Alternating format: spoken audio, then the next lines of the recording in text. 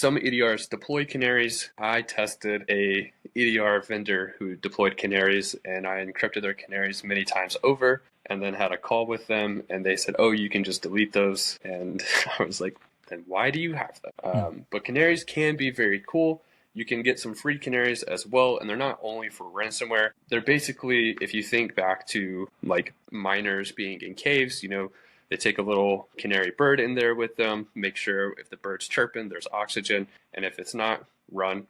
So that's kind of the same situation here, right? You can have canaries, deploy them into your user folders and such, and if they get encrypted or if there's any modification to those, they should raise an alert. And then you can have other canaries that are basically used for deception scenarios.